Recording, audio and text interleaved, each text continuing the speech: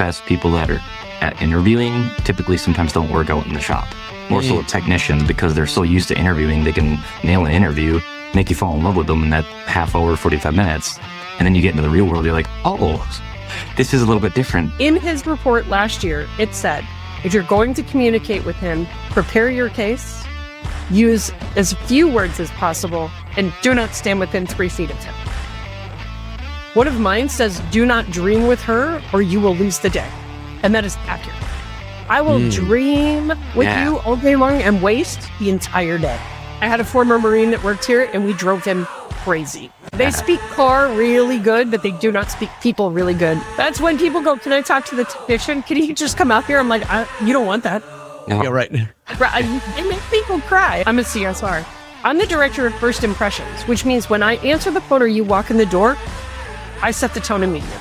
It immediately elevates you and makes you realize how important you really are. Hey, welcome to the Garage Grit Podcast. If you've already tuned in, that's fun. We're going to have a good time today. But let me tell you, I do like when these panels have 3 people. But the reality is, in this space, things happen, right? And so sometimes you're not in control of all the factors, and you do what you can to manage that. And so our third guest, I'm not going to call him out, but he canceled less than an hour before the start of the show. I just spoke with him yesterday. He was on board, but then emergency after emergency after emergency happened, and that can happen. I get it. But it was interesting. I'm going to try to play a little bit of some of his questions. I don't know all the details on his shop inside and out, but I can speculate based on my conversations with him that he is not as strong at the front of the shop as the two of you. And so I was kind of hoping to bring him on to have some of those insights or perspectives, because both of you are very pro front of shop. And so that's okay. I'll just try to play devil's advocate when you guys are talking about CSRs and whatnot, and we'll see how that plays out. And then also I want to apologize for those of you, the 4 or 5 of you that actually watched the video instead of just listen to it. I want you to know that if you see me going like this occasionally with my arm, it just gets stiff from now and then because the sledding accident from a couple of days ago, we built a ramp. My son and I, he's 10. We built a ramp and that was fine. The first time I sled, Phillip, when you sled, do you sled on your chest or are you sitting with your feet first? I'm head first. It depends. Yeah, head first with a purpose to win. Head first, as well as I can steer better. Right? I can do a better job steering, and then I can drag my toe to help with a rudder. Anyway, so I went over the jump, and I just knocked the wind out of myself, and it didn't have the same euphoria that it happened 30 years ago. So I didn't like it. So just walk it off. I decided that the next time I go over the ramp, that I would just like pull the sled up and then do a quarter turn so that I landed on my side. And that worked great. And then I just kept going like almost 1/10 of a mile after that. So it was awesome. That worked great, like 2 or 3 times. But the last 2 times I tried it, my arm actually got caught underneath my sled when I landed. And so I basically slid it on top of my one arm. And so it's a little sore. Yeah. The last 2 times? Is that why? Well, yeah. After it happened once, I had to try one more time. Go on. Once is a fluke, 2 is a pattern. And so I had not been back on the jump, okay? After twice. Again, once is a fluke, 2 is a pattern. So anyway. What's 3? I should have learned. Mm-hmm. Right? I didn't even do it and I learned. You learn not to pull the sled up while you're in the midair and turn to a quarter turn at 51 years old? Yeah. Well, you said sled. So there's that. Okay. And we didn't do the introductions, but Kathleen is from snowy Florida. Yep. Snowy Southwest Florida. Yep. Yes. So Kathleen, real quick, you do an introduction about your shop and yourself. Tell everyone like the size of your shop and how much you love, negative 50 degree weather. Go ahead. Fabulous. I'm Kathleen Callahan. I own Expertech Auto Repair in Englewood, Florida, which is on the Gulf Coast, halfway between Tampa and Naples. And it is a balmy 75 degrees here today. And I do not appreciate snow or cold and never want to live anywhere that the temperature could potentially start with the word minus. And I'm not going ice fishing, so don't ask.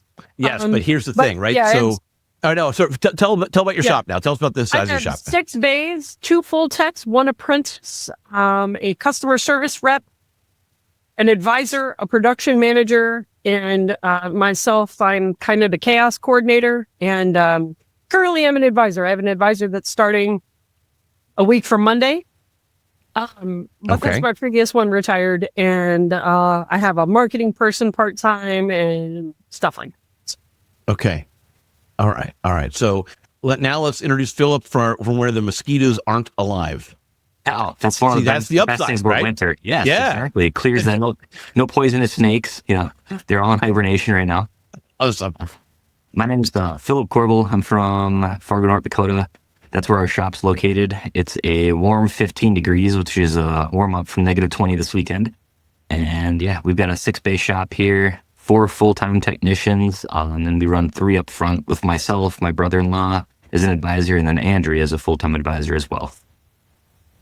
Okay, very, very good. And guys, I think I alluded to it in at some point talking about the front of shop and how you guys are strong with that. And so let me actually just do the introduction to the topic of today, right? Because normally what we normally I open with that. Welcome to the Garage Grid Podcast.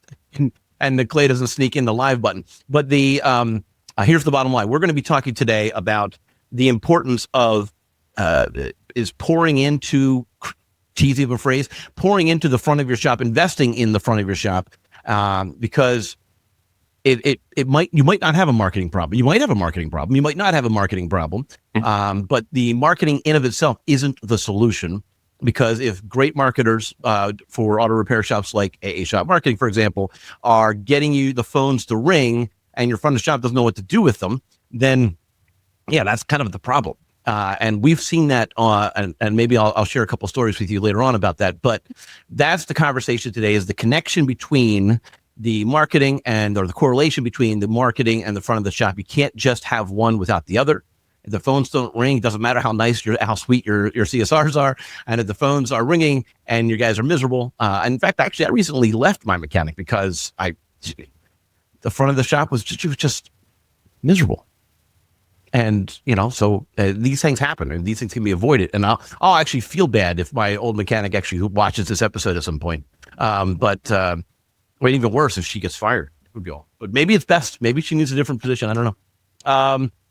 Perhaps in retraining, right? That's always an option as well. That's a good point. Is retraining, but also knowing like where your strengths are, right? Maybe she's really great with numbers, and she should be actually just figuring out how much everything should be. She should be handling the estimating for someone who's actually answering the phones. Yeah, right. Has the personality. Right. So that's also part of all of this, right? Is figuring out where your home runs are. So. I woke up this morning feeling like this small because my wife had decided to buy some bikes for some kids in needs, and then she asked me to put them together. This is not my strength. I spent 2.5 hours trying to put these easy builds together with these 5-minute videos. They're doing it that fast. And I spent 2.5 hours, still not done. We're bringing over a friend later tonight. And it's embarrassing. It really is difficult. I can lift heavy things and I can talk with people. So find your lane. What's that? That some people can't do those 2 things. Right. So I just need to work with those other people that can't do those things because those are things I can do. You need both. We all have you need both. We all have our God-given gifts, and it's good when you can actually fulfill that purpose versus forcing a different position out of it. Right. Yep. Right. Yeah. So I think part of making sure that you have the right people at the right front is absolutely training, Kathleen, 100%, but also making sure that you have the right personality to go along with that. And as I'm saying that, I'm realizing that you're the one that's doing the personality profiles, but when you're during the hiring process. That's correct. And so, Phillip, do you do anything like that as well, or no? We don't run that. I'm familiar with it as far as like the Enia app. I believe that's the name of it, but basically just personality tests and everything like that for hiring for culture versus skill. We don't run that right now. I have a pretty 2-part interview process, just to kind of feel people out. But what I've also found though too is that the best people that are at interviewing typically sometimes don't work out in the shop. More so with technicians, because they're so used to interviewing, they can nail an interview, make you fall in love with them in that half hour, 45 minutes. And then you get into the real world, you're like, oh, this is a little bit different than. Yeah. But that was just, I haven't done any interviews with front of house, so that's a different subject. Yeah. I'm sorry. That what you just said actually flashed me back to like the dating world and like how it was really good on the first date, and the second date was like, who is this person, right? So yes, sounds great on the first date and on the weekends, but it's once you move in together and whole different world. But Kathleen, talk to us more about the profile testing that you're doing and the analysis that you're doing to make sure that you got the right people at the right spots. So recently, in the last year and a half, I got certified through a company called TTI to do their talent insights professional. So we do DISC and then a driving force. And so DISC is how do you do things? So it's a measurement of 4 different factors, direct influence or dominance, influence, steadiness, and compliance, right? And we all have different pieces of that. So I, not shockingly, am like a 96 out of 100 in influence. They're all about people and context, right? So I love people. I love talking to people, and I'm involved with probably too many people. That is one of my time wasters that comes with this report and this calculation. And so what I do with any staff member is do this as one of the last parts before I make a job offer to see where they fit in the wheel, right? So now on New Year's Eve, my whole team, we're closed for the day. We're going to spend 8 to noon at an offsite. It's at our chamber building. So we have a little room. We're going to have breakfast with each other and sit down and talk about these reports because everybody has retaken their test after a year. And surprisingly, it's very interesting to see how you shift. If you have had any major life changes or events, have a baby, get married, get divorced, get, the loss of someone in your life. And just we shift over time, right? As we mature and experience things in life. So DISC is how you do things. Driving forces is pretty interesting because it's why you do that. So there's 12 different factors of why, like power. Are you more, are you commanding or collaborative? Right. And that matters. You can't have 7 commanding people that are high dominance, right? You're going to have nothing but clashes all day long. So it's really important to have the entire reel filled out. And so I hired an advisor. She said, yes, I verified she's coming on the 29th. So let's hope that still happens because we all know that the best laid plans. But yeah, so she actually is very similarly personality to the previous advisor that retired. So she's going to be a real good fit in there. She's really a lot more technical though. She's a gearhead, which is kind of neat. And that's so nice. That'll be an aspect we're not accustomed to having, but yeah, so everybody has their little piece. The other beauty of that is for the team to do it together is we've really learned how to communicate with each other better. I have one master technician, a tech. We all know the stereotype, right? In his report last year, it said, if you're going to communicate with him, prepare your case, use as few words as possible, and do not stand within 3 feet of him. I used to be married to that guy. Nail on the head.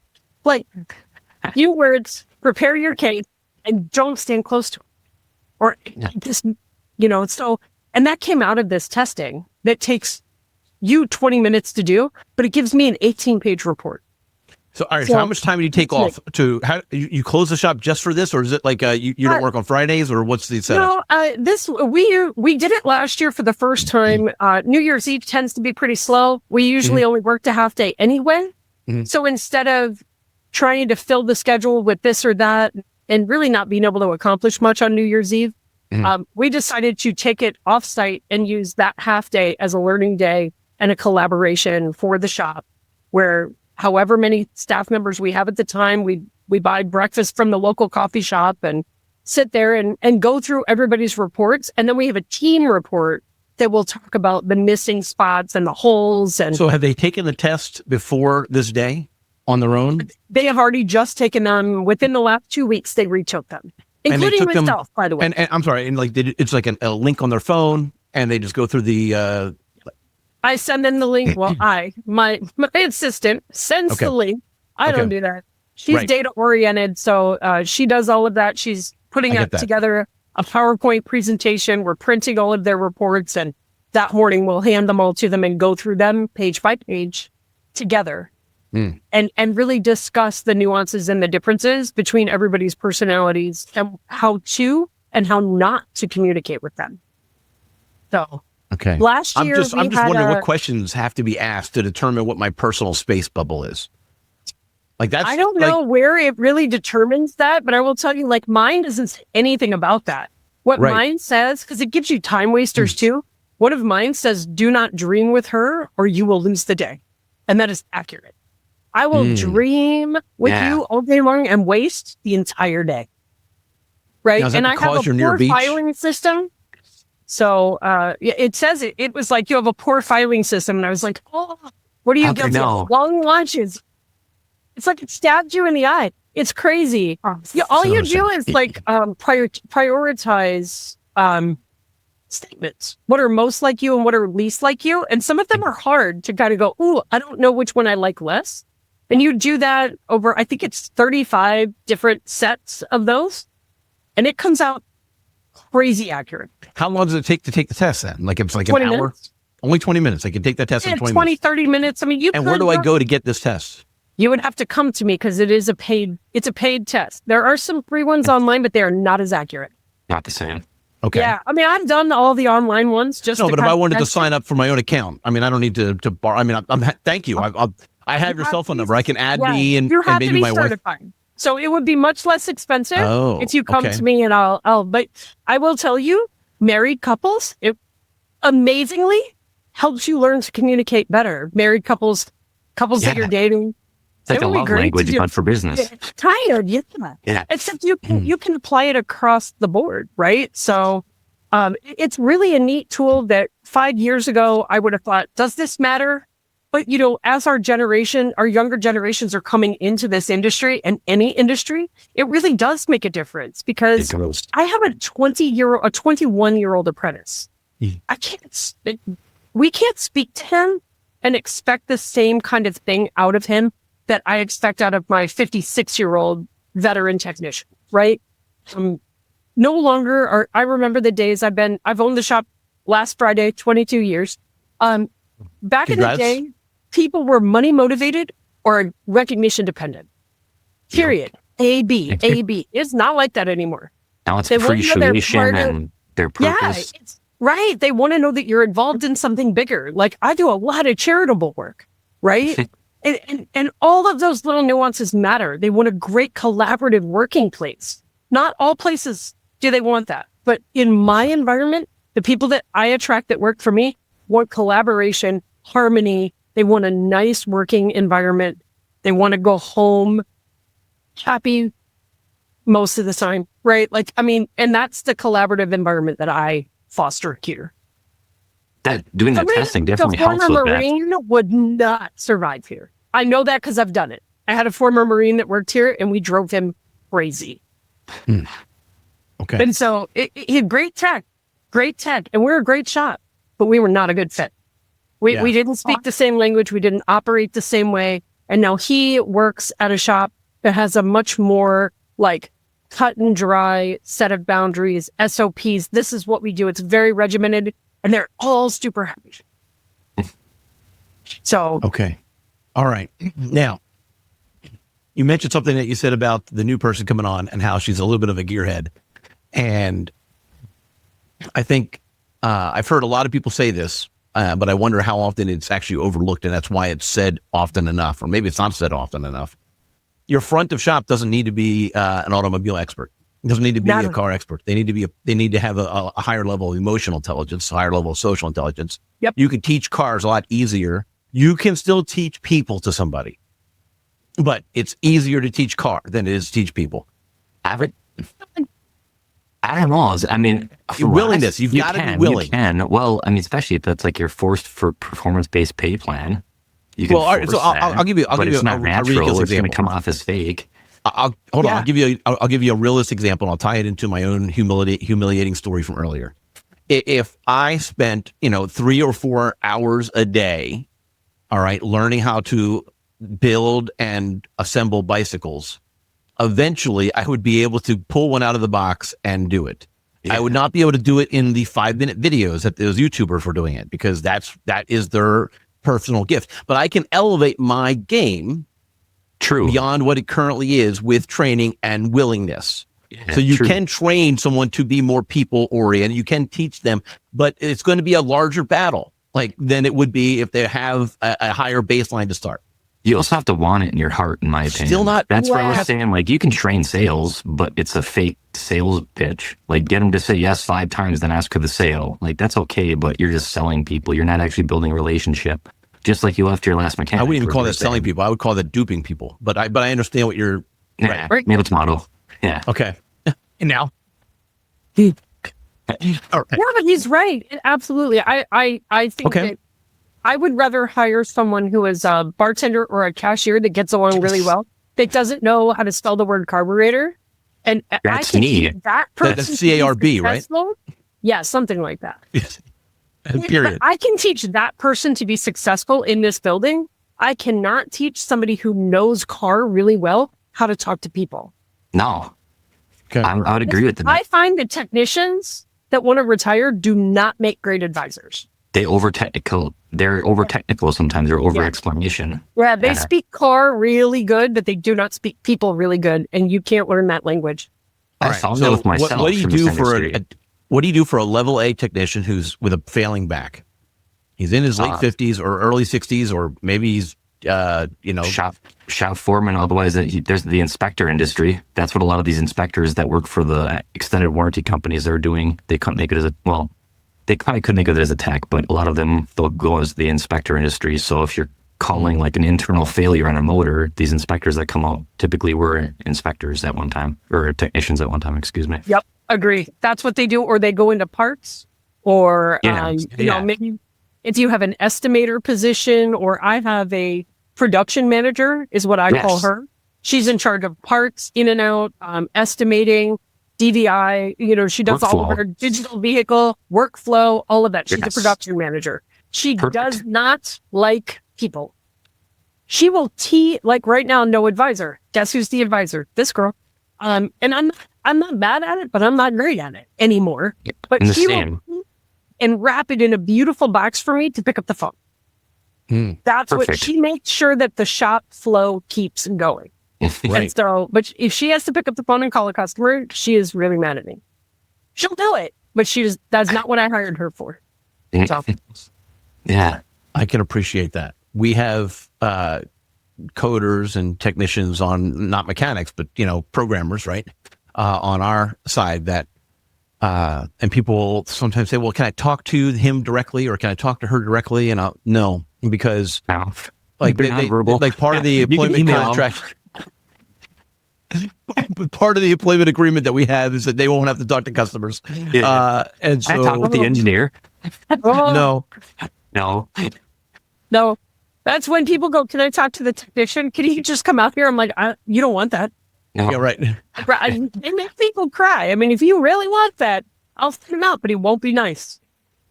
You tell me, you want nice or you want direct? Yeah. What you want? We're blessed. You've got good people in the back that they can talk with the customer, and it's they kind of go into a different mode versus the swear words when they're in the back shop, which is great. They're professional like that. But going kind of back on what Kathleen and both you, Brad, were saying, I'm not mechanically inclined at all. I never changed my own oil, but I was great with people. I had a DJ company, and then my brother-in-law saw that, brought me on here, and I've been learning ever since. But what a variable valve timing solenoid does, I'm still learning about that. I've been in this for 12 years. But what car and what they did for Christmas and building relationships is, I think I value that more up front, because especially in the Midwest, it's more of a get to know you versus just a quick sale, turn and burn. And I think that's the case with front of house. You need to have people, especially I don't know if you noticed this after COVID, Kathleen, but people were hungry for a human interaction after being locked in their homes. And so we actually closed down for about a month and a half, even though we didn't have to. We didn't know what was going on. The way the narrative was playing out, they made you sound like you're going to die on contact. So yeah, I'm thinking about the governors that you have in the North nearby Dakota. states. Well, we were emergency services or essential, as they deemed. Essential. Right. Yeah, but me and Brian made the call. Like, we had younger families, or our people did. We didn't want to risk it, especially at the time. The first few weeks, it sounded like it was going to be the plague. Right. I mean, obviously, then after like a month and a half, like, okay, let's get back at it. Yeah. But you could tell people that were coming in, they're hungry for human interaction. And you can see that if we tailor our businesses going forward into the future, especially with AI. I don't want to talk to AI on the phone. I want to talk to somebody who I know, just like looking at you both right now. I want to talk to a person. I could have this conversation with AI and just like a blank profile picture. It's not the same. It's not the same. There's one a of the whole fun things you could generation do. of people that would rather talk to AI. It's crazy. What we're going to have to do to shift soon is going to To be the like detriment of civilization, I would argue. But yes, I agree with that. I'm not disagreeing. I still wanted people, but I will say, and you may not know, like Florida didn't have COVID, so we skipped it. No, but we totally skipped it. But no, you're right though. It really has made a huge difference in the way people want to interact. And I will say this until you put me in the ground. In any business, in the absence of value, there is only price. I'm probably one of the most expensive shops in town, but I will provide you way more value than anybody else. I will take care of you. I will write down, I wrote for one of the industry magazines for 2 years. The second year is nothing but customer service related articles. Nothing but. And I'm telling you, your shop management system, I don't care which one it is, there's a notes field under your customer. Use it. If they mention casually that they're going to Rio de Janeiro for Christmas, write it in there. Data. Ask about it later. Initial it. That way, anybody in the shop that talks to them again can go, oh, look at that. We're going to Rio? Like, how did that go? Do you know the value that brings to a client, that you thought about it and remembered? I mean, I've had people, I'm a people person. Not everybody is, right? And I'm sure Phil can absolutely relate to this. I had a guy come in. He had not been here in 14 years. I said, I've been here 14 years. There's no way you know my name. And I was like, well, first of all, Nick, have you been cheating on me? And he's like, there's no way. I threw his last name out to him. How I did that? Zero idea. Divine intervention. I pulled his entire name out. I was like, there's no way you still have like Saturn View or some weird old car he had. And he's like, no, I got a new car and that's where I've been. And then I got another new car. And I can't believe you remember your name. Guess what? That guy's never going to not come here again. 14 years. He walked in the door and I was like, what's going on? You've been cheating. Yes. That's exactly what people want, though. Like, here's the show. You want to go where everybody knows your name. That's interesting. So that's the value that you're talking about, is making them know, not making them feel, but making them know that they are knowing special. is feeling. Knowing creates the feeling. Well, no, I get that. But what I'm trying to say is you make them know that they are valuable. Don't just make them feel like they might be valuable. Do it with such confidence and delivery that Nick, have you been cheating on me, was a very personalized, connection-oriented phrase, right? So, and you're not going to get that with every client. They're not all going to stick. But man, if you have a bad memory, look, I had great customer service people, bad memories. Write it in the notes field. Yeah. Right in the notes field, but you can again, back to what I was saying before, you can train, you can improve, right? So for me, like, I'm more natural numbers. I've actually gone up to people who didn't we meet 9 years ago at such and such event? And the last 4 digits of your phone number are, but I don't remember your name. But I don't remember your name. I don't remember the name, but I got their phone. I still had like their phone number in my head. Right. So, so I had to work harder to remember names. Like, that was something that I had to work on. So, I'm not promoting, 4 digits across your forehead. That's weird. But I'm just like, that would have been easier for me. I'm just like, we all just introduce ourselves as social security numbers. Brad. You'll walk up to them and they'll go, I have and they'll be like, 2017 Toyota RAV4. You know what I mean? Like, they know your face. But they might not know the customer's name. They wouldn't know your name for absolutely. Right. They've been there 2 years. They still don't know your name. Yeah. Correct. That's okay. You're like, they know my name. My name's at the bottom of their paycheck. They know my name. Fair enough. Is it with AutoPen, or do you actually physically sign it? No, absolutely not. I don't even do the payroll anymore. Forget it. So, delegated. Of course not. All right, so working actively towards cocktails on a beach somewhere. I'm just saying. That's That's my active goal. Where Phillip is on the cocktails on the lake, the frozen lake with for fishing with the fishing. Fishing. No, Philip's going to be a snowbird. See, he's going to be there in the summer. Yes, here in the winter. Exactly. My wife really wants to go to Florida, so yeah, it's either, and from you guys, it's Florida or Arizona. You guys, Florida beaches, Lake Havasu. I don't know. Yeah, I know. You can't beat it. The West Coast is the best, though. I promise you. Is it? Okay. West Coast is way better than the East Coast. So I've heard good things about the Gulf of America, so we'll see. It is. It's fabulous. Okay. All right. Back on track. Good luck. We're talking about the personality profiles of the people and making sure that they're a fit, make sure that they're people, make sure that you're adding value to the customer, and that's being done and delivered through your service advisors or customer service people. Or why don't we get some terms nailed down? Like, so I've seen shops where they call them service writers, service advisors, and yet they really have more of a CSR role than they do actually in writing up the estimates or whatnot. And so why don't we make sure that we're all on the same page as far as, because you actually have official CSRs in your shop, Kathleen.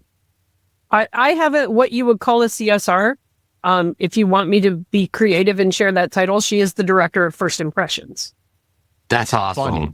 Right? Because, and not that really is client facing, but think about that. Like, there are people in the industry pushing to change some of the language, but think of how you would feel if I'm a customer service rep. I'm a CSR. I'm the director of first impressions, which means when I answer the phone or you walk in the door, I set the tone immediately. It immediately elevates you and makes you realize how important you really are, because they are a critical piece. Brad, I can pay you thousands and thousands of dollars to make that phone ring. If that director of first impressions doesn't do what I pay that person to do, which is get that client in the door, then money wasted. And they take my entire business. Right? The CSR, your CSR and your service advisor are the two positions in your shop that can kill your entire shop. Yes. You can have the best technicians on the planet, but if the advisor and the CSR or whatever that combination looks like for you doesn't do their job, you're going out of business. That makes sense. Phillip, what do you refer to people who are at the front of the, like, do they have a particular title? Do you tell them what their job title is? Are they called service advisors? Are they called CSRs? Are they called something else? We're pretty loose. I like to lean towards advisor because we give advice. We don't write service. Like, that's an estimator. Don't get me wrong, that's just a play on words. It's a technicality. I love the director of first impressions. The book Unreasonable Hospitality, you've probably already read it. If not, it's phenomenal. No, I'm writing that down. Yeah, Unreasonable Hospitality. It's how they took a New York restaurant from, I don't think they made the top 50 list, to winning the best restaurant in the world through customer service, not through cooking. Yes, they needed cooks too, because our industry is a lot like a restaurant. We have cooks in the back, we have serving and bartending up front. And that book is phenomenal as far as how you can win people over. Just a quick one.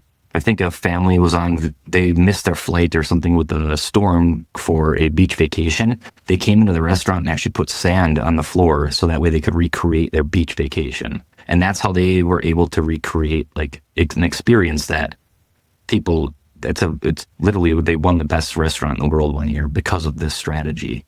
11 Madison or something like that in New York City. It's still a top 3 Michelin restaurant. Wow. But we call them advisors, advisors, because we give advice. I mean, I'm basically a translator in between the technician and the customer. Okay. And then I set up the workflow, this and that. But more often than not, 80% of the time, I'm talking about the people, what they're doing, what their wife's name is, what brought them to Fargo, because God knows it's not the scenery. Yeah. No, I'm joking. I love it. It's great people up here. But that's what it's about, though. And I always tell everybody that I can, it's not customers, but it's about 20 years of Tuesday's sale. It's not about Tuesday's sale. Yeah, you can crank up your ARO and really get through there, but I don't think that's in the best interest of the customer or building a 20-year relationship. I'm after the kids, the great-grandkids, building a relationship, taking care of people that way. I really want a director of first impressions. That's your new thing. I was going to say a front counter assistant, but now it's going to be director of first impressions. Director of first impressions. That's it. Now, who is developing the estimates at your shop? It depends. We want our technicians to, if that's feasible, because we do a labor bump as far as for book time. So then, and plus two, they're more familiar with the car if the labor is incorrect, because we live in the Rust Belt up here. And it also really helps speed up the service then up front for the customers. So that way they're not awaiting oil change, trying to build a $3,000 estimate with 5 different estimates. It speeds that service. Yes. And that was kind of where I wanted to talk about, right? Was that you actually have that removed from the front of shop, from that counter spot. Yeah, we still polish it. You want them to be able to be focused on the customer, right? Yes. That's their job, is creating that value, that experience, not actually running numbers. Yes, have the numbers, as Kathleen said, put it in a pretty little box so that it's ready for me to open and present. Yes. And and that's similar in my shop. My techs start the estimates. They do, because there's 15 different sets of rotors that could go on one car, right? And until they look at it, are they 12? Are they 12.3? Are they what? Like, no. How's your advisor going to run out there and do that with the multimeter? Correct. So they do the hour estimating, because they know if they need a bump, right? Yeah. And look, and how do you, first argument you're going to get, the first comment on any of this is going to be, yeah, but then, they can milk it and they can make it more and they can embellish or whatever. You know what? The wrong people. Right. We have the right people. You've got to trust your people. But we have a code for that says add half, add hour. That way, if it gets to the advisor, and look, clients price shop you, right? And they call a shop down the street that says, they're quoting me $800 for a front brake job. If it doesn't say add half, add hour, add whatever, so this advisor can justify why we're charging more labor and say, your car is really rusty and we're worried that these bolts are going to break or that the bleeders aren't going to come undone. So we've added a little bit of time for the technician to be able to account for that. So you're selling the value, right? So my techs know that. They know which part goes on there. It gets kicked to my production manager who checks the inspection, makes sure that there's no weird mistypes, because they use the voice to text a lot and it's not perfect science. Some funny stuff will be on there and it's good comedy for us. But, and I matrix labor, dollars and things like that. So they polish, tech creates, my production manager polishes, and my advisor calls. Advocate is another really good word, Phil. Your client advocate, service advisor, client advocate. Absolutely. I like that. Yep. It's a good one. Now, so how are you, let's talk about money. If you're spending $1 on marketing, how much money are you spending on making sure that the value is there? I'm trying to come up with a ratio. Obviously, you're not going to spend $1 on marketing. That doesn't get you anything. It doesn't get you like a box of pens with your name on it, which isn't marketing. It's a waste of money. But I'm sorry for all the people that are pushing out like products with their names on it. Like, we all have them, right? We're all wearing our shirts. So like I've got, there it is. Nice, Phillip, nice. So, so they exist and they have their place. But what are you doing? How are you measuring?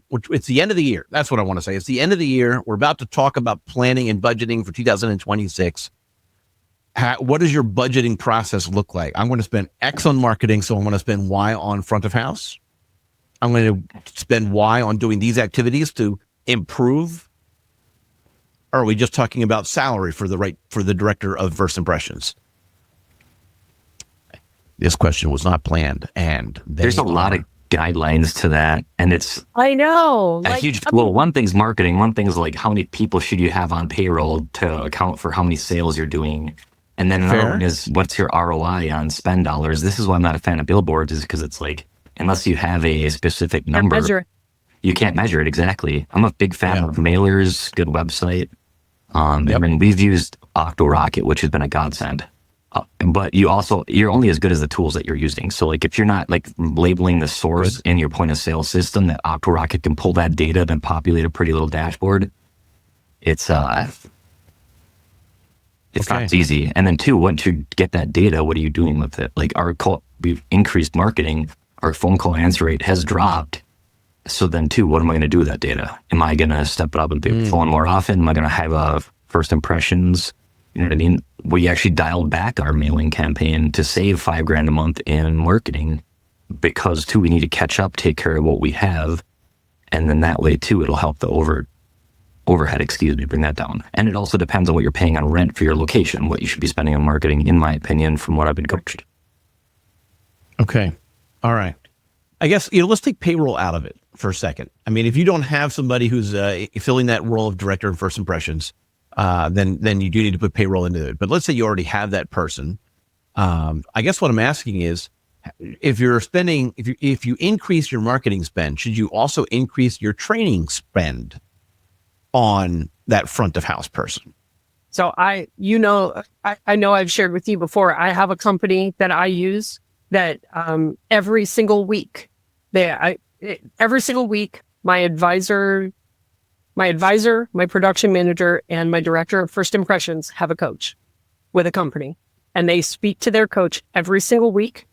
And they go over once a month. That week, they have a peer group where they go over a learning of some component, or they do talk about sales conversion and ways to do that. They've done a process where they can load it into AI and help to create a script, not that they read off of, but to help learn. Like you were talking about learning more about what a VVT solenoid does. Like I know what it is, I don't know what it does, but I'm also not an advisor. Right. Yes. So, but if I would go into that tool that they created for us to use, and I would go, okay, tell me how to explain what a VVT solenoid is on this vehicle. And it'll tell you how to do that. We have these tools. Use it. Right. You're educating yourself. Prepare your case before you call a client. But educate yourself like that. I mean, we have all this data at our fingertips, but I fully believe if we are not training, and we are not learning, just like the technicians, we're all going backwards, right? Not only is our staff avatar changing, right? And how we treat our staff, how we talk to our staff, the benefits, the things that we offer, the things we're involved in, our client avatar is constantly changing, right? I mean, my median customer, shop to shop, like, I don't know what your median customer age is, Phillip, but mine is 64. Yep. Which is crazy. My 64-year-old woman is my main client. Sure. And usually a widow. Your demographics, yeah. Right, that's my demographics right now. Right. Now, it used to be a little higher than that. Now it's starting to come down because of COVID and everybody's moving here. But I think I know that there are a lot of very successful coaching companies out there that will tell you need to spend 12% on advertising of your revenue. I don't dig that deep into it. I use my CRM provider is Kukui, and I have tracking numbers. Yeah, I have several tracking numbers that I do. I love snail mail marketing. Some areas it is absolutely unsuccessful. That's why you have to measure the ROI on your pieces. Some people, email still works. That doesn't work for me. No, but I paper newsletter every month, and if people don't get it, it's got like a recipe and a puzzle and like little tips and stuff. And we redesigned it for January. If it's not in the mail, people get funny. Yeah. Like I have some people who have called and they're like, I'm no longer driving. I sold my car. I don't have a driver's license. Can you please continue to send me the mailer? Absolutely. I have a list in there that's newsletter only, newsletter request. Yeah. But they like to do the puzzles. Sorry. But what is that? Do you have waiters at your shop? Do people wait occasionally? No more than 2 a day. Okay. Do you have like a bowl of like a basket for like yarn and maybe a needle and crochet or? I do have a lending library though.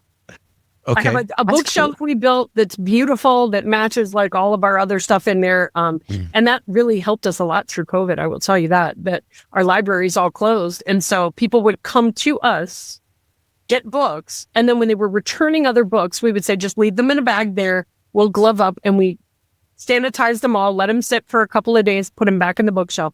I mean, that was something that some people just came here to do that. Lifelong clients. We were doing nothing but building value. Yes. Offering a service. Miles driven per car were like at an all-time low. They were coming here to get books because they couldn't get them anywhere else.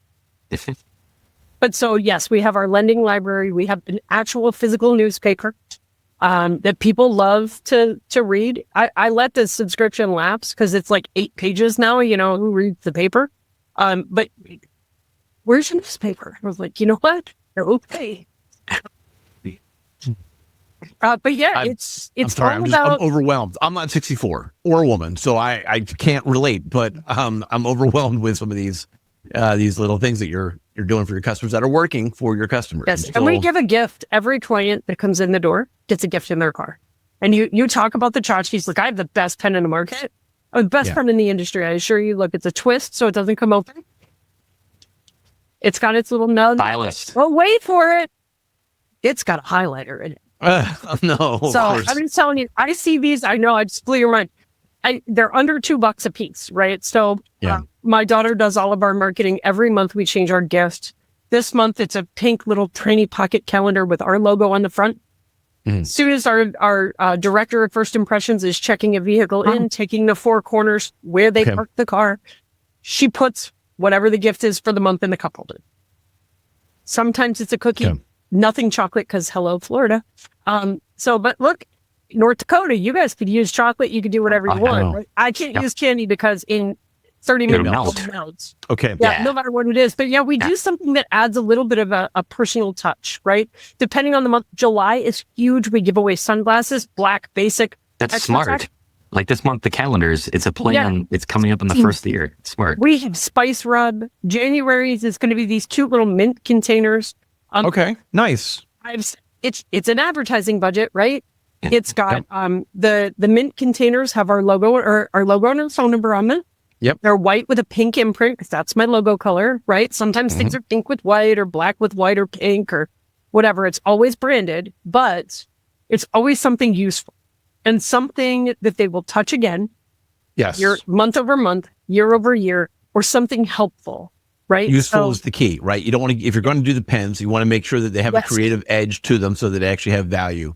Yeah. And it's $2 a month is her average budget. Okay. Yeah, we co-branded. I feel like you can get soapstones for that. You can get all kinds of stuff. So you don't want to talk about the soapstones that fit in the car coaster into the cup holder. They absorb some of the moisture from the condensation of the cold beverage. I'm not gonna lie, ready? I'm gonna blow your mind. Yes, those are cool, but 1 year, and we're gonna do it again this year. I'm listening. Go ahead. Recycled tires that are car coasters with your logo on. I'm just telling you, I did them a couple of years ago. People loved them. I gave 2 of them because they were like, don't they puddle up though? I mean, like the goal with the soapstone is to absorb the moisture so that it doesn't actually, No, they weren't bad. I mean, most of the time the cups you're using are going to puddle up like that much. But no, they'll keep the rubber keeps where it'll evaporate out. At least in Florida it does. So. Okay. That's cool.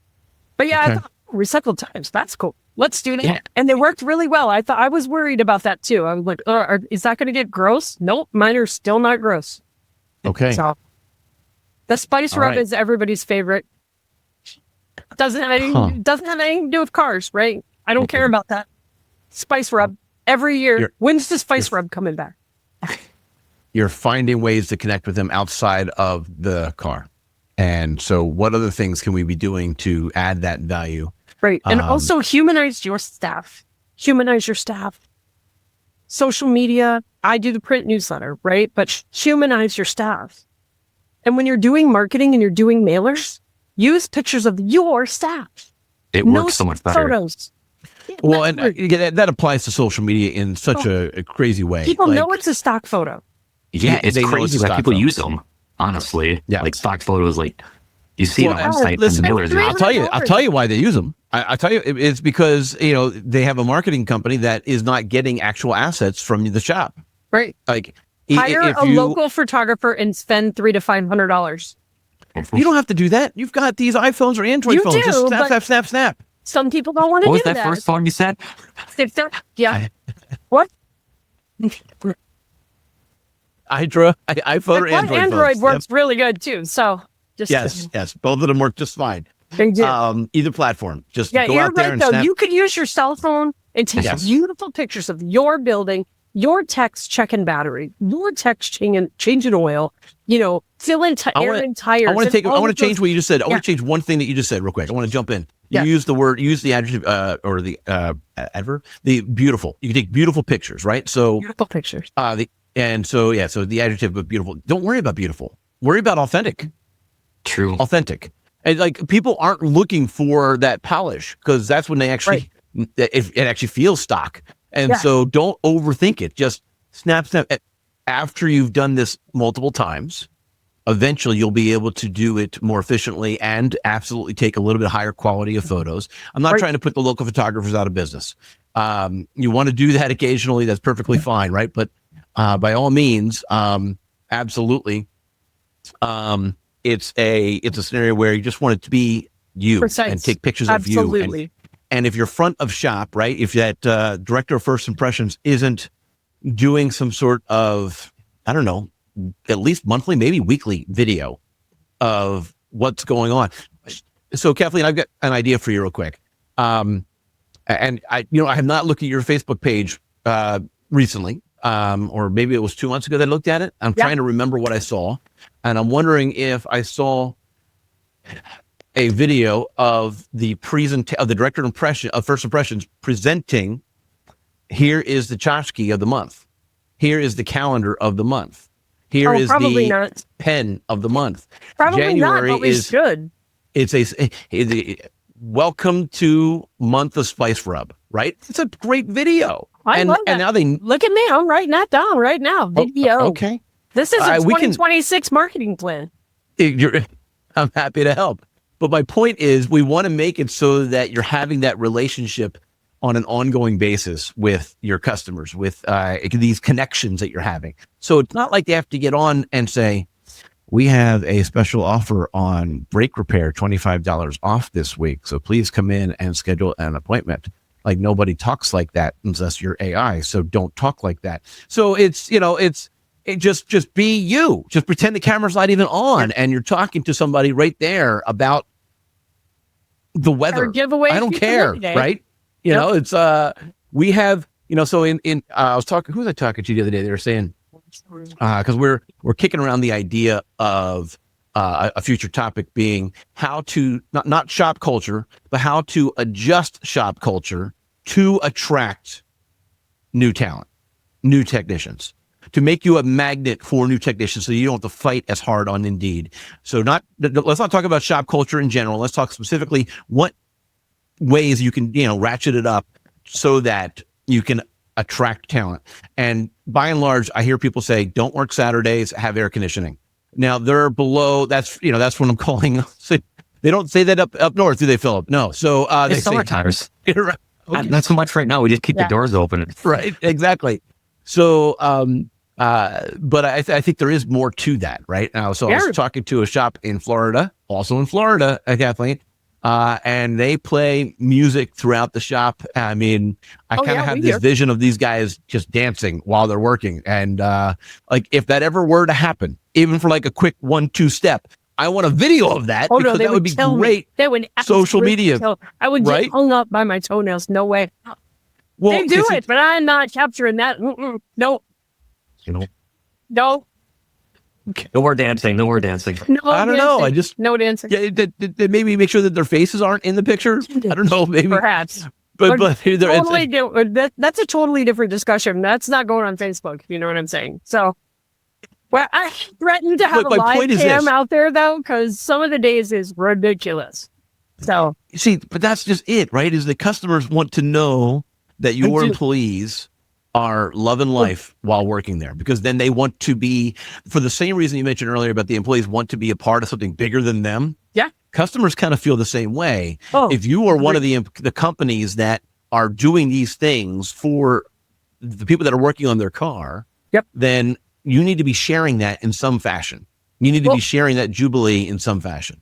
Our paper newsletter, that's part of what we share as well. And I was going to say that, make sure that you, with your photos, you highlight your people, but also especially, look, you don't have to do a paper mail newsletter, but when you are doing social media posts, honestly, showcase one of your staff members every month.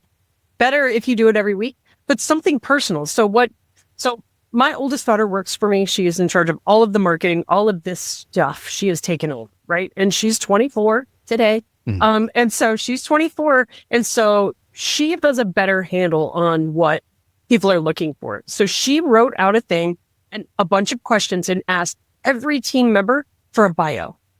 What are things you like? What's your favorite car? What are just little random facts? And she peppers those in between our marketing, we do value-added services. So sometimes I have a discounted oil change for the month and it's like $5 or whatever. But we do break specials. We do whatever marketing we're doing for the month. It's a special, right? Mm-hmm. But beyond that, you've got to have personal touch. Nobody wants to look at ad, right? So she will always showcase what are personal interests. People do business with people, right? Yes. And not just me, right? They rarely see me. People are walking in the door this week going, man, I haven't seen you in a long time. And I'm like, well, yeah, Jamie retired. So now I'm back to work and I get to talk to people again. But usually I'm hiding in this office. But so people want to do business with me because they see my face. Now they're starting to see my entire team's face on social media.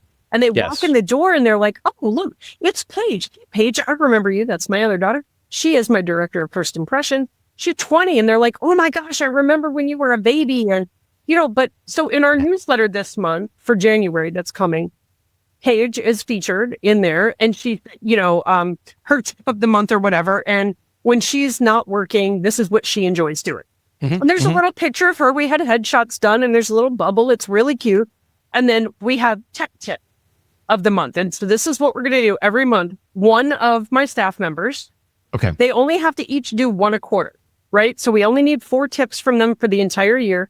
She's already got their bios. She does the writing. Yep. And this is, but she's personalizing who these people are. You have to humanize your people because people do business with people, not businesses. Now, how do you feel about the headshot versus an action shot of that same person? So for that purpose, we used our headshots. Most of the time on social, you will see that we will forever use the action shots. Yeah. Again, I paid a photographer to come in and do that. Because they just did a really nice job. And look, if you guys, all guys on your staff, you can take one set of headshots and use them and action shots for probably 5 years. But when you have women, you got to do it every year because we change every 6 months, right? I do not look the same as I did a year. Look, you're laughing, but it's true. Stop it. It is true. Phillip, back me up here. No, it's true that you're saying that. Brad, go back and look at a picture of your wife from last Christmas time. She does not look the same today. We change our hair. We change the length. We change how we dress, the makeup, whatever. I'm a little less round than I was this time last year. Not much, but yeah. So, but women tend to change a lot because our fashion style, etc., changes a lot. Men's style tends to stay pretty consistent year over year. I mean, look, you can't use a headshot from 1992, all right? But you could use one from 2012 or 22. 12 might be pushing it, but 22 for sure. So I don't know. I hear. I'm thinking about it. I don't know. And you know what? Maybe I will look at some of those photos. Picture of his wife from a year ago and 2 years ago. Yeah. But people know. Okay. So when I was, I don't know if I've shared the story or not on this podcast, but maybe I have because I know I've shared it with people. I remember meeting up with some of my high school friends just after I got married and looking around the room and like, holy mackerel, these guys have aged. They look awful. Okay.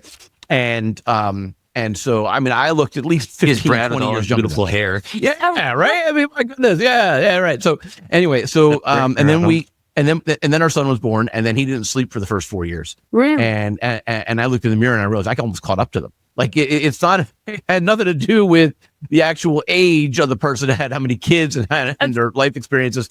Number of miles driven and how hard were those miles driven, right? Like, were you riding the brakes or? So back to the picture of my wife. I'm confident that if I looked at last year's pictures, it'd be very similar to this year's pictures. But if I compared it to 2 years ago or 3 years ago, we've had some breaks on on our brakes in our home and whatnot.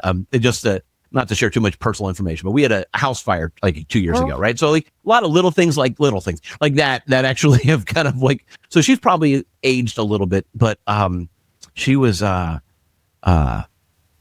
Yeah, she doesn't watch this. It doesn't matter. I can share this. I was going to say, for quality and training purposes, we were not talking about how women age differently than men. We were talking about how we dress and style our hair. I totally misunderstood. Aging is like a fine line, Brad. Fine lines. I'm not going there. I misunderstood.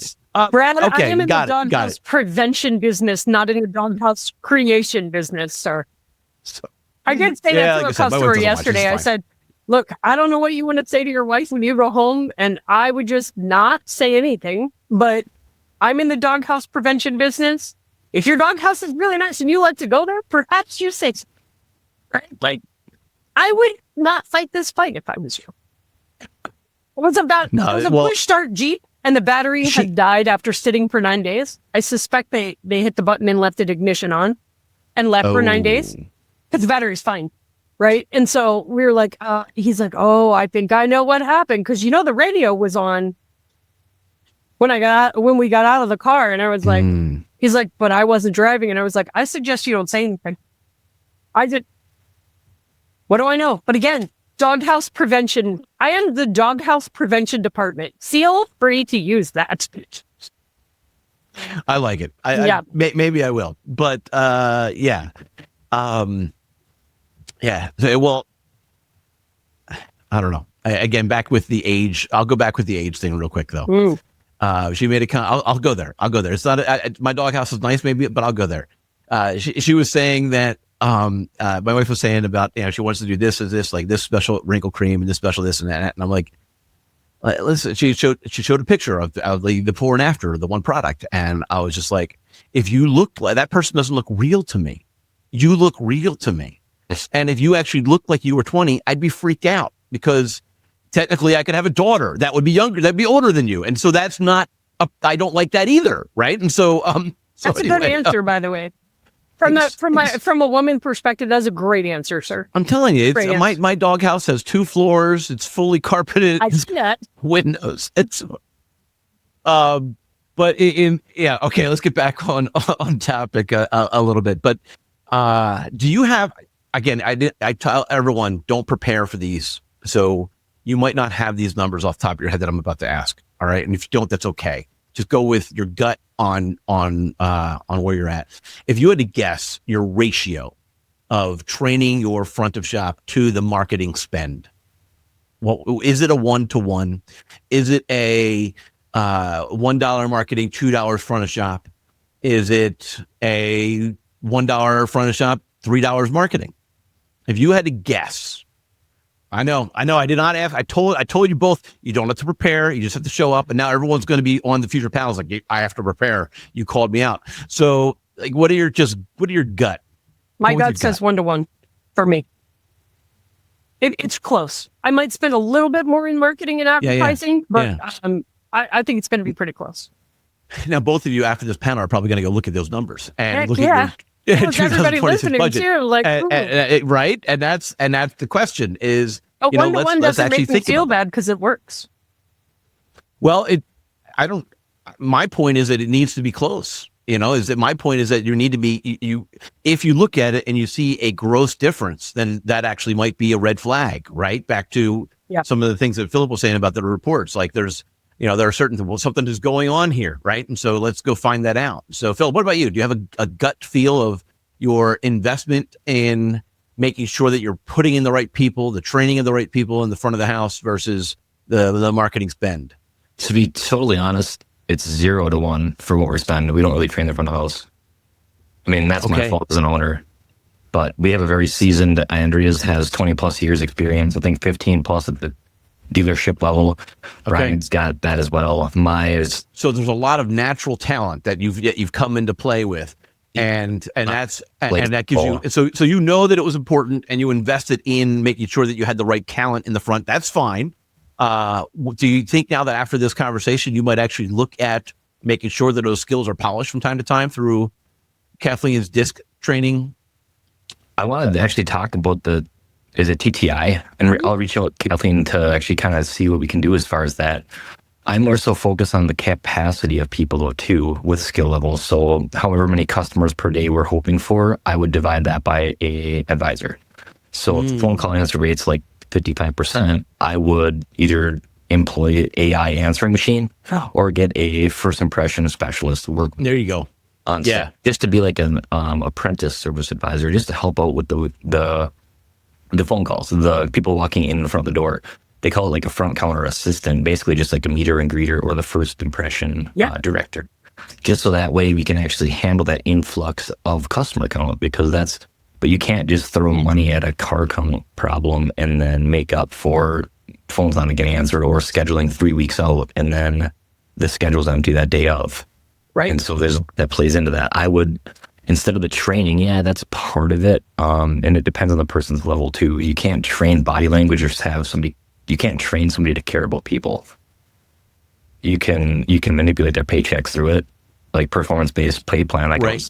But that's the right way that's what's wrong with a lot of dealerships, in my opinion, is because of that's that. why it feels fake. Yeah. Well, and then make sure most advisors at dealers are 100% commission based, right? So they have to sell you something in order to get a paycheck and eat, which I find horrific. But I'm all about performance based pay. But we have a base guarantee for the time that you're in a building, and then you get a bonus that's significantly smaller than what you would get if you worked at a dealer. But you have control over that, but not too much control, right? Is it individually or is it team oriented? Both. So you have two different possible bonuses. I have both. Yes. Mm-hmm. Mm-hmm. What are you guys doing, Phillip? We have hourly and then commission on the front. We need to probably look at that differently if we add somebody else on here, because me and Brian do help out on the front, but then we also cushion it as far as like what one person can handle because we have two other people helping them. Right. And then in the back, we had to move to a performance-based pay plan. We made it very rewarding. But then too, what I've learned recently in the last year or two is my responsibility is to create opportunities for people. It's not to turn hours for them or to say yes to people or to sell work. I can create an opportunity to get a car in the door. I have control over that based on my marketing dollars. After that point, it's on them. Otherwise, I'm just going to pad it and then I go bankrupt because we have a huge salary where production's not happening. Right. That's where KPI management matters. That's where the manager, the general manager or owner really has to watch KPIs. And you can't just watch one, right? One advisor that I interviewed that ultimately decided not to leave the dealership. Now, that's a big leap coming from a dealer to go to aftermarket because the pay structure is completely different and it sounds like a giant risk. And they make hella money at a dealership as an advisor, right? This one particular woman was the only one left. Everybody else had walked out, but she's making crazy money. Good for her. I'm really happy. In my brain, I'm like, how much is your soul worth? But yes. But she said, I got my very first write-up from our new fixed ops manager last week because my ARO was not at least 524. And he said, well, is that the only KPI they looked? And she's like, oh, yeah. And I'm like, but what about hours per car? Or how many repair orders did you write? What is your conversion ratio? Like, what is your average estimate versus your average repair order? Like, I looked at 8 or 9 different KPIs to measure the success of my staff. And then, I'm huge on hours per car in my shop because for me, this is not every shop owner. Some are production-based shops. I am not. I want to go home calm, peaceful, and mellow, right? So I shoot for 2.5 hours a car. Nice. I used to be barely scraping 1 hour per car. So if we do 25 cars at 1 hour or 10 cars at 2.5 hours, it's the same to the business, right? But what does your staff look like? Right? That's where we start to talk about culture. Now, the 25 cars at 1 hour, there's a time, a place, and a staff for that shop. It's not here. And there are clients for a shop like that because you're not going to get treated like you do here. Right? It's going to be very transactional. Get in, get out. Give me your money. Thank you. Wallet flush. Have a nice day. And there are places, there is a place in this industry for all of us. I'm not knocking, please don't think that I'm knocking those guys because I have so much respect for some of the people that are MSOs, multi-shop owners that do that based on volume. I'm not that. And I just don't operate that way. Well, it's interesting. I actually, we had a guest on the last panel last month, Dale, who has 2 different style of shops across the street. The one is a production express lube and oil, and it feeds the relationship one. Not that the first one doesn't have a relationship, but they're more production oriented, right? They're a lube shop, right? And then literally across the street, they have the, slow down repair shop type approach. Yep. And so that's interesting. He's juggling both of those. And that's 2 different business models completely. Yes. Yeah. That scenario sounds like I would want to go put myself in a straitjacket in a padded room. I wouldn't want to, because it's 2 different brains, right? Like you're going to operate different. You're going to look at different KPIs. That would be a huge adjustment as an owner to try to figure out, okay, this set of SOPs works here, and this one is completely the opposite. Yeah, no, I wouldn't want that. I want more than one shop, to be clear, though. So, but if you were back to hiring based on your strengths and skill sets, your first hire would be someone who actually can run that kind of a shop. Yeah. Right. So, and then feed you those leads. Yep. From across the street. So, anyway, but I think that's important. I've actually come across, I love hearing those stories. Yeah. Yeah. I wanted to be a technician. I still want to be a technician. I'm a master A technician. That's great. Level A. I know this shop needs to be ran like a business. So I hired a CEO. Like that's brilliant. Like good for you. That would be very brilliant. Techs that want to turn owner because they think that I'm knitting my bedspread together with $100 bills. I'm not. I assure you that I'm not. I'm not, because I'm. No, that's your customers. They're the ones that are knitting, right? Yeah. Their customers are knitting. So owners, we outsource that. Owners, we make it look easy, right? Because we're not going to come out there and share the stress of insurance hikes and payroll cost and payroll taxes and all the other minutia behind the scenes that nobody knows about, right? The licensing, the technology fees, right? Think about all of that behind the scenes stuff that you really don't, as a staff member, I hope you don't know about it. Because my job, it's like being a parent, right? Like, do you tell your kids when you're struggling, this week we overspent and we can't go out to dinner tonight because we have an unexpected $1,000 repair bill on our car? Do you tell your kids about that? You absolutely do not. Right. So it's the same thing as being an owner. I don't share a lot of that, but what I will tell you, and I wrote this down, is we talked about training and things like that, where I choose to have an advisor coach. That is a significant expense on my part, and it has made a gigantic difference in my business. It's not for everybody. What I will tell you, because I always try to reach the shop that doesn't have the spend. Because I remember the day when I didn't have 2 nickels to rub together. I didn't have the money. So look, the articles that I wrote, they were all, I'm allowed to say it, I assume. I wrote for Ratchet and Wrench for 24 months. Of course you're allowed to say it. Go you're allowed look to for say me, it. Google me, read the free information that I paid thousands of dollars to gain. If it gets you enough money in your pocket to be able to afford to go to training or go to an event or go to a conference, that is my ultimate goal. But I will tell you one thing that will make a difference in your shop culture, the way things go. That my TTI testing isn't cheap, but I promise you the ROI on it is absolutely worth it. But have weekly meetings, consistent cadence of weekly meetings. We have struggled with that for years. We finally found our spot. A lot of people do it on Monday morning. A lot of people can do it on a day in the middle of the day, like lunchtime, and they have lunch together and they eat together. That did not work for us. 4:30 on Mondays. We have updated our hours on Google. We close at 4:30 on Mondays. No exceptions. We have an employee meeting, an entire staff meeting, 4:30 to 5 o'clock. 4:30 to 5 o'clock every single Monday. And we have an agenda of what we go through. Yep. What was good last week? What's coming up this week? Any problems in the schedule that we see so far?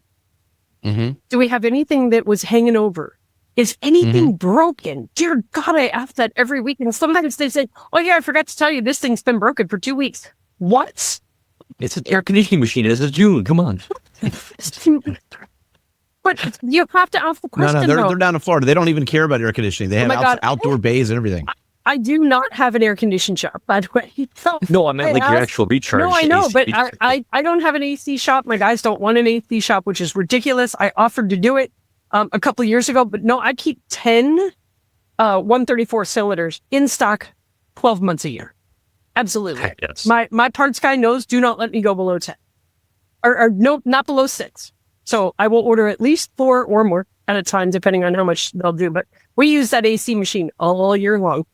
And the YF one too. But I will say, but check in with your staff. Even if that's all you do is say, tell me something really good that you're looking forward to this week. Tell me something that you're worried that might go wrong. Is anything broken? And then celebrate the wins of your staff. Like if somebody knocked a freaking job out of the park last week, celebrate. Like my director of first impressions had a very difficult call last week. Very difficult. She's 20 years old. And she's my daughter, so she's a little bit feisty, right? And so she just started working here in June. So she's green. Restaurant service worker before that, by the way. I'm teaching her car. She grew up here, but I'm teaching her car, right? This guy got on the phone and just kept ripping her a new one. Like, you know, how do you charge that much for a battery? Well, it didn't come in for a battery problem. You had like after the crystal ball moment, right? It came in on a tow truck, starting perfectly, no power steering. It was a bad battery. It was low voltage. But we didn't like, oh, it's a battery. You know, it took some testing time to get there. This guy has nothing to do with it. Absolutely. You're in the business of ripping off old people. And I think it sounds like your shop is incompetent. And she was like, oh, and my mom brain went, oh no, she's going to unleash. I heard her go, oh. And she was like, we actually have 2 master certified technicians on staff that have been doing this for over 30 years. And the testing that we did in this process was X, Y, Z. The guy got so pissed off, he hung up on her. 3.5 minute phone call. And she came immediately to me, hey, when that call is downloaded, you might want to listen to this. I'm not sure I handled it well. I played it in front of the entire staff.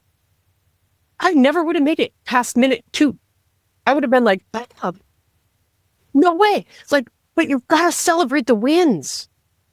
So the win in that situation was that she didn't hang up the phone? She kept calm. She was calm. Beautiful information. She kept building the value in what we charged and why we charged what we charged and why we tested what we tested.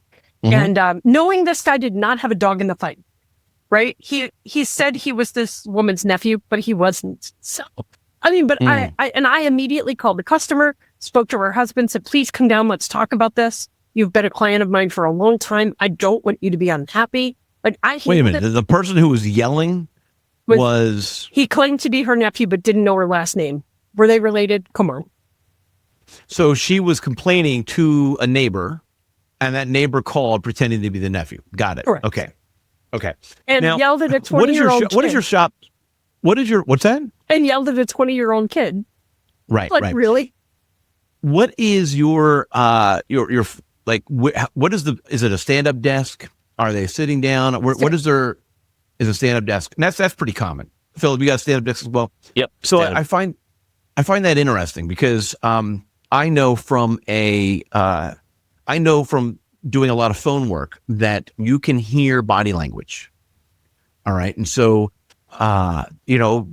in my, over the decades of being on the phone with people, when I have somebody who is upset, I know that if I got to be careful with this chair. We've talked about this. If I sit back in the chair and put my feet up on the desk, that you can hear that I am relaxed. Yep. And I'm calm.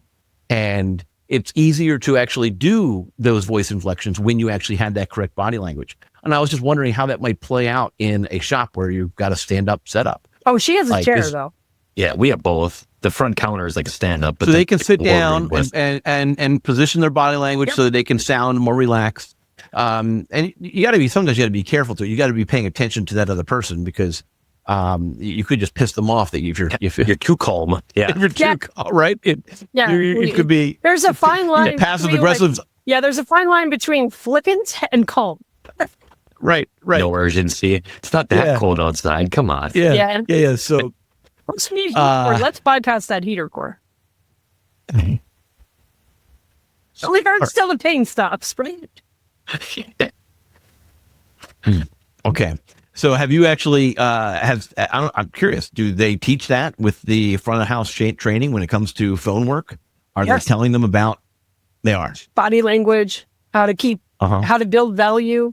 I mean, I would not have been able to come up with the words that she came up with.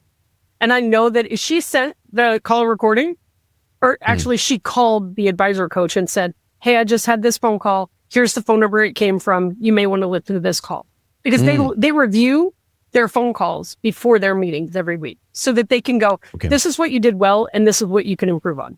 Right. And so she actually sent it to her coach and said, I would really like to know how I could have handled that better, because she was upset that the guy hung up on her.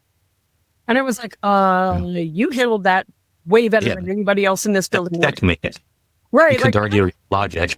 Gold star. Hey, I would not have.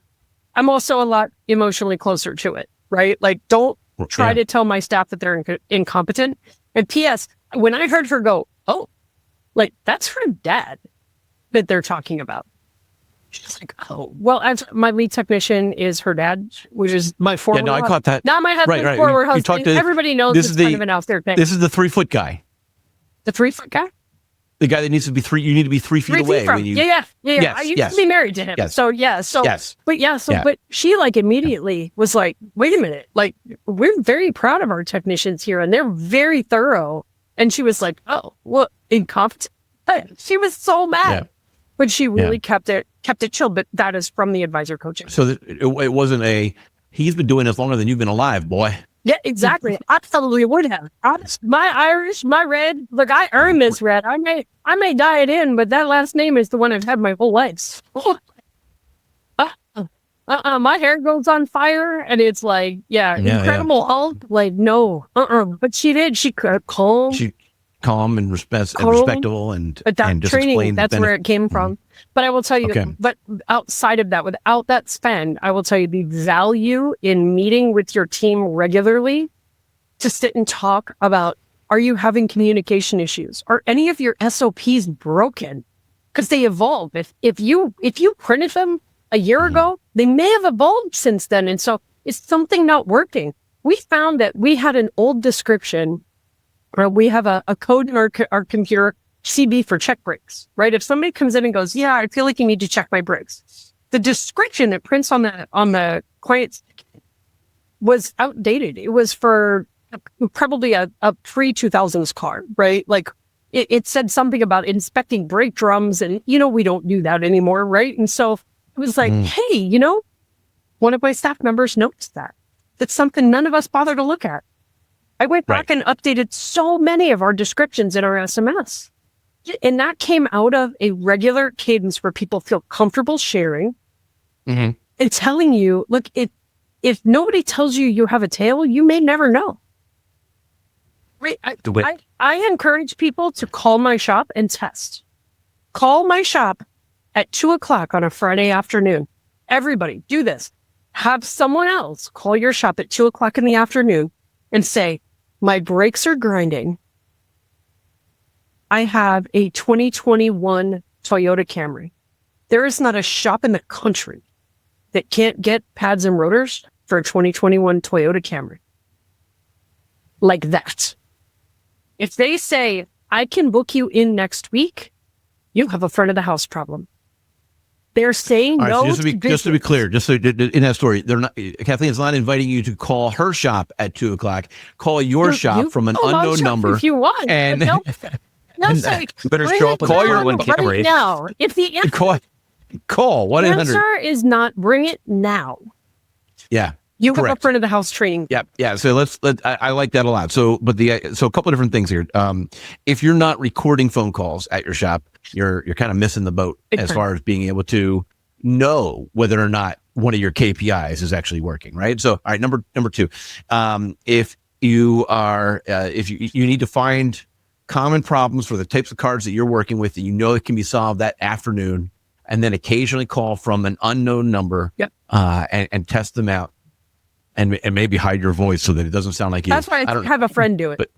Okay, got it. So wait, is this AI? Have AI do it, and so anyway, and see what they say, right? And if like you said, if they're saying no, yeah, then there's an issue. And I always use brakes on a Camry because it's a very common car. There's no way that you can't find the parts for it, and it's usually a high profit job. And grinding is a 911 job. That's like a overheat or a brake grind is a 911 job.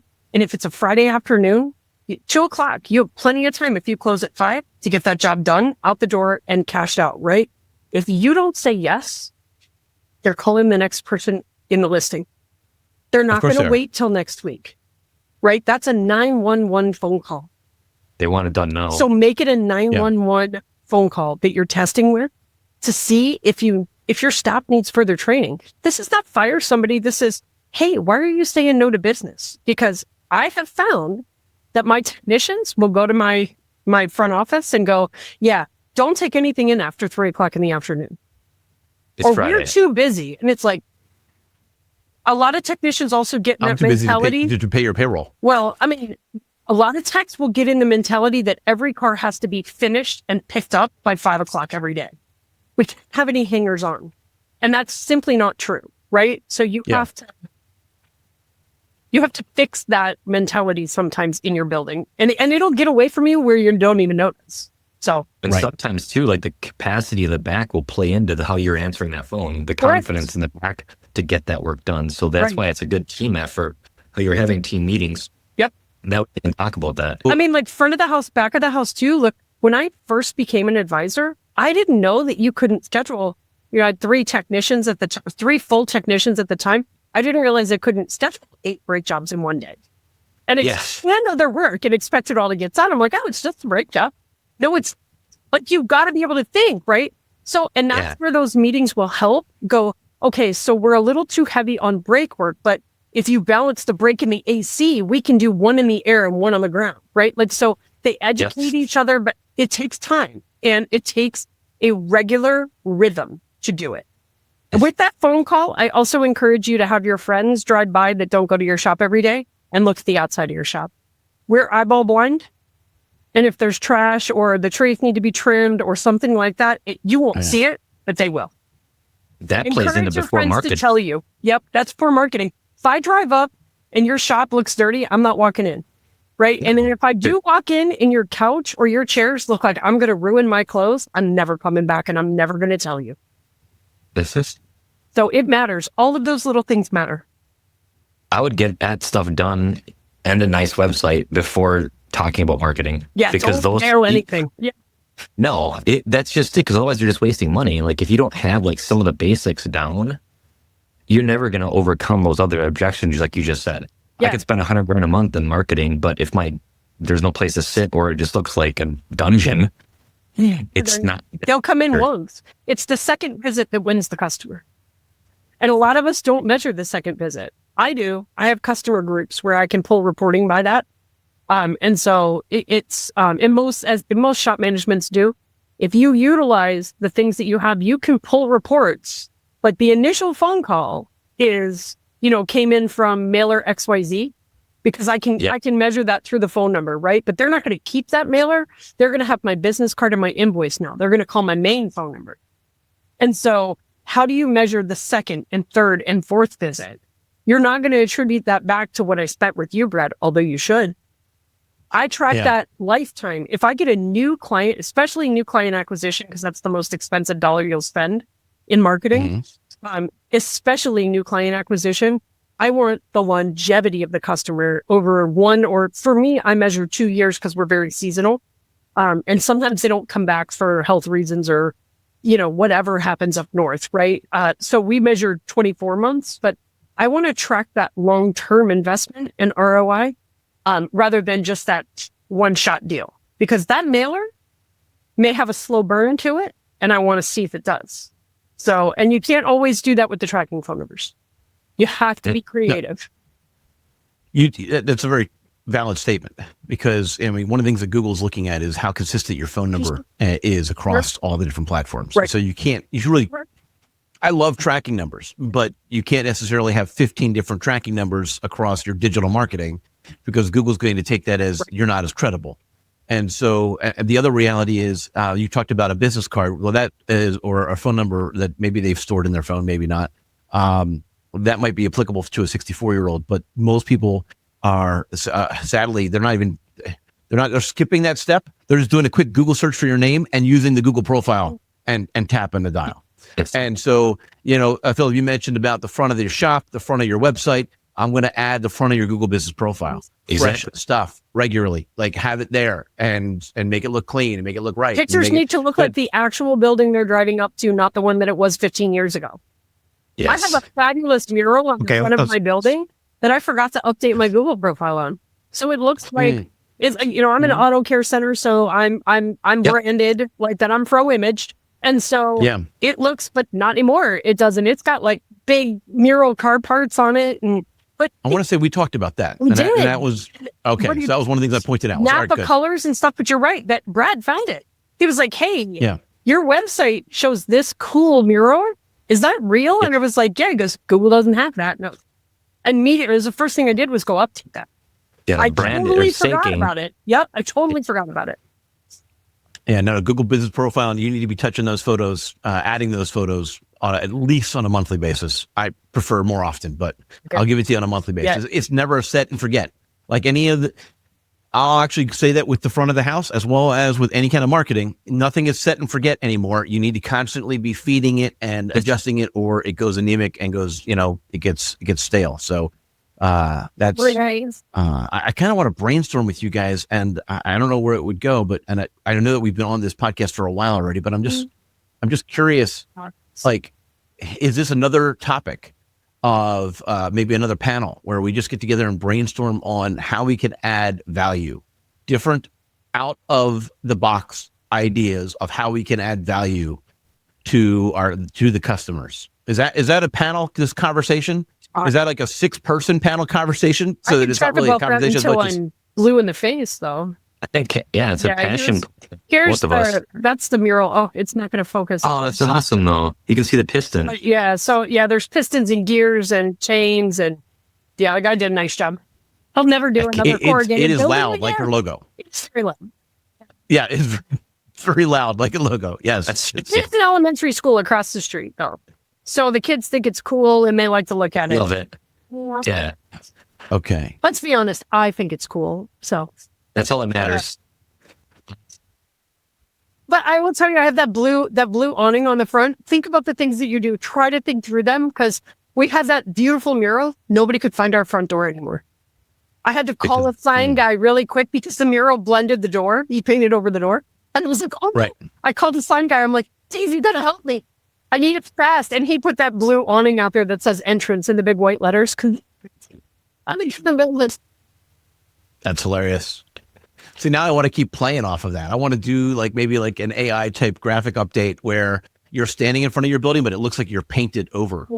And so you just see your face. I would do that. Done.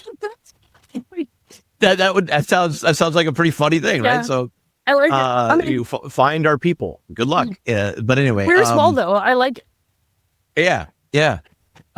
Anyway, so bump up the Google traffic, or Google looks at your website traffic.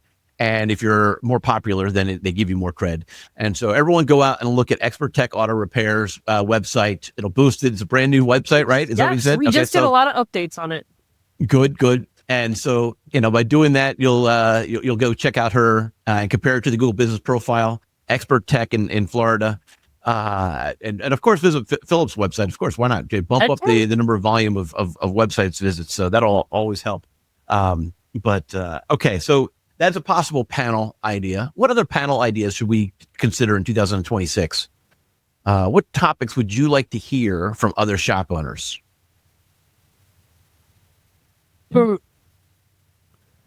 I feel like I need to play the Jeopardy music in the background. But I will tell you, for me, and again, I'm sure this is maybe redundant, but I'm usually pretty connected with what's going on. But technology, I just stepped back into the advisor role, but some of these cars, the technology is moving so fast, right? I went out and I'm not a tech, But I went out to help out. I should never do that. Anytime I'm just going to help out real fast. I should never be allowed to do that anymore. But we had a Jeep come in the other day, and it's not the first time I grabbed the battery tester. You can't do that anymore. It's got 2 batteries. So it's not an accurate test. Like, how the hell do you do that without disassembling half the car? How do you have a lower grade staff member be able to do some of those small things like pull a check engine light, fill tire pressure, test a battery, right? Like battery starting and charging system. That was like no big deal. Can't do that anymore. These cars had a starting and then an auxiliary battery. And if you test one, you're testing both, and you have to isolate. And how are people handling some of this technology that used to be a lesser skill set employee that they use? That they have to have a full technician involved now and charge. How do you justify charging some of the things we have to charge? You have to charge a diag fee anymore. You have to charge it because of the complexity of it. Otherwise, you're giving away that service. And how do you justify it to the client? The knowledge is so much part of the service. It absolutely needs to be a thing that you're charging for. But it's about the issue becomes back to the front of the shop. Build the value with your clients. How do they teach it to your customers? Yeah. Their ability to communicate how complex their computer on wheels is. Right. So, and making it simple enough for people to understand, the average person just understands the inside of the cabin, right? They open up the door, the car says, "Welcome, Kathleen." Do they do that? Do any cars do that? They probably have cars that are doing that, right? I mean, the LED logo. It wouldn't surprise me if that doesn't happen already. That's, you're not Kathleen. Please exit the vehicle. That's going to happen. They had it with the valet cars. On like Hellcats, like if you give somebody a key, you can give them a valet key that limits the performance on the vehicle. Otherwise, it's like the red key for like a Dodge Hellcat, like it's like the performance key that's fully unlocked. Nice. So they kind of have that feature already in some of them, not all of them, but that's obviously a different price point than a vehicle. Also more to diag. So, okay. All right. So how shops are handling this shift, and some of them I'll need to find certain shops, because there are certain shops that are like, we're still handling cars that are from 10 years ago. That's our average bread and butter, right? And so you're talking specifically about the last 4 or 5 years of cars that like are new technology and how to charge appropriately for it. Maybe like ADAS, kind of that kind of stuff. Sensors. That's a whole nother panel, Phillip. Absolutely. ADAS. How do you get customers to pay for that? Doesn't turn a light on. They don't really care. They can't feel it, see it, touch it. They're like, I'm just going to leave it. Oh, really? Until their adaptive cruise doesn't work. That's what I heard with mechanical points, is when we were looking at a new alignment rack, is that there's only been one instance that I've heard of, and it was from somebody else, but they did like an AC condenser. They had to remove the front bumper. They didn't do the additive calibration, which wouldn't really matter until they got into an accident and they came back to the last shop that worked on it. Yep. It wasn't a body shop, but because that procedure called for removing the front bumper, they didn't do the ADAS calibration afterwards. They kind of bit them. And so that we're dabbling in that. Right? The liability that you create for yourself, I have ADAS capabilities, but if we've used it 15 times since I bought it 2 years ago, 3 years ago. Okay. How do you justify that kind of a purchase? That's just... So there was a it's an education thing, but there was a shop that owner that was on this podcast, and he was saying that if the customer says, I don't want to spend that extra money to calibrate it, he actually sends them away. He won't work on their car. That's a whole different. That's a podcast, is how to protect your butt with an insurance. So like, say like somebody's ball joint's about to fall off their vehicle, they're like, I don't have the money.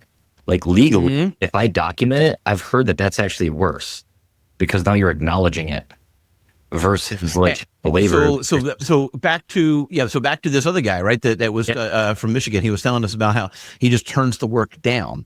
And my thought was, well, can't you just get them to sign a paper that says they are waiving it? And he's like, I can't. His attitude was, Kathleen, his attitude was that that's not enough. Back to Philip's point. Oh, you mean the ADAS calibration? No, I won't do that. I just won't. He was telling me that that it's not enough of having the customer sign off on it. You'd have to is not enough. You'd have to talk with an attorney or a judge on that just to see the ruling, who holds responsibility. It's just like the whole pass-throughs with Chrysler. whoever's in the software can manipulate it. And then two, it comes down to an insurance agent. Nobody cares until somebody dies and has to pay for the wrongful death lawsuit. That's what's going to happen. And it's sadly going to be one of us. So not near you. Yeah, that'd be a good topic. Okay, perfect. And so we will. We're just going to wrap up anyway. For those who are listening in, you have been listening to the Garage Grit podcast. And if you want to continue the conversation, you can do that on the community Facebook page called the Garage Grit podcast. And if you're a shop owner, you can just ask to be in. We'll let you in. It's a kind of a private community that way. And also, you can follow us. You can Actually, it's the beginning of 2026 as far as when this is going to be getting published. This is right now, it's the end of 2025. And so we'll get this published just before the new year. But also that was just recently published was the marketing playbook for auto repair shops. And that you can get at addy.me/2026. That's addy.me/2026. And we kind of give you the 7 keys to keep your digital marketing on play. And so there's the playbook. It's available to anybody. You just have to go out and go get it. It's there. There's no tricks or anything like that. You don't have to pay a fee to find out about it. But if you are just trying to figure out what your next marketing step, then you can go to addy.me/jumpstart. So you can get a jumpstart into your 2026 year. And we'll actually research your shop, your specific area, and tell you what's going on, what your next step is, what your very next marketing step is. But if you want that whole playbook, again, that's addy.me/2026. And with that, keep in mind that we are dropping these new episodes almost every Tuesday and Thursday.